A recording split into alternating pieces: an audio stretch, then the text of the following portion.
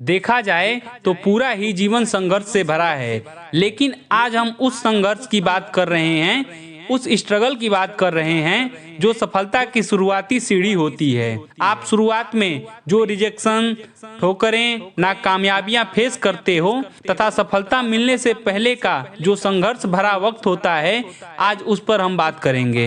हर इंसान के जीवन में संघर्ष से भरा समय जरूर आता है। किसी का संघर्ष बस कहने को होता है और किसी को काफी संघर्ष करना पड़ता है। वे सालों साल संघर्ष करते हैं। ये संघर्ष ही है जो इंसान को कामयाबी तक पहुंचाता है। कहते हैं कि सोना जितना तपता है उतना ही निखरता है। ऐसे ही संघर्ष को आपने जितनी बार झेला होगा, आप में उतनी बार ही निखार आया होगा। इसीलिए अपने संघर्ष के समय को हमेशा अच्छा समय माने। ये परिश्रम और कठिन मेहनत का संघर्ष ही है जो आपको सफल बनाएगा। देखिए, संघर्ष तो सभी करते हैं, लेकिन सब सफल नहीं होते हैं। क्यों?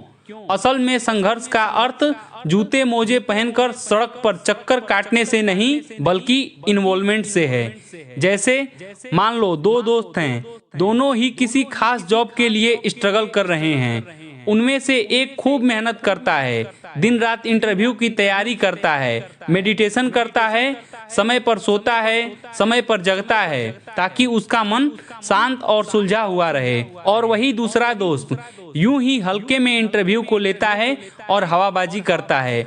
वह देर रात तक सोता है और देर रात से उठता है। अब कुछ दिनों के बाद इंटरव्यू की डेट आती है। दोनों इंटरव्यू देने जाते हैं और दोनों ही रिजेक्ट हो जाते हैं। अब पहला वाला दोस्त इस रिजेक्शन का एनालिसिस करता है और समझने की कोशिश करता है कि वह क्यों रिजेक्ट हुआ, और वह अपने ऊपर फिर से काम करता है। और वहीं दूसरा दोस्त ऐसे ही हवाबाजी में रहता है।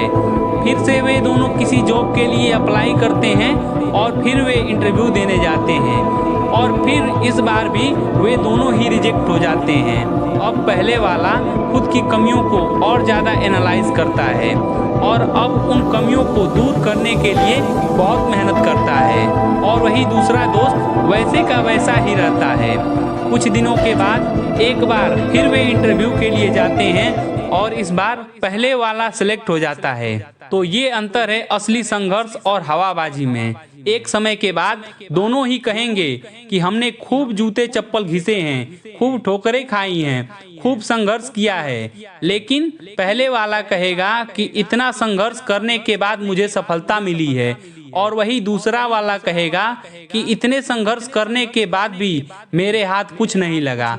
अब आप ही बताइए कि क्या दूसरे वाले ने वास्तव में संघर्ष किया था? नहीं, वो संघर्ष की आड़ में खुद का समय गंवा रहा था। इसीलिए हमने पहले ही कहा कि संघर्ष का अर्थ जूते मोजे पहनकर सड़कों पे चक्कर काटना नहीं, बल्कि इन्वॉल्व होना है। संघर्ष से ही आपको पता चलता है कि आप कितने पानी में हो।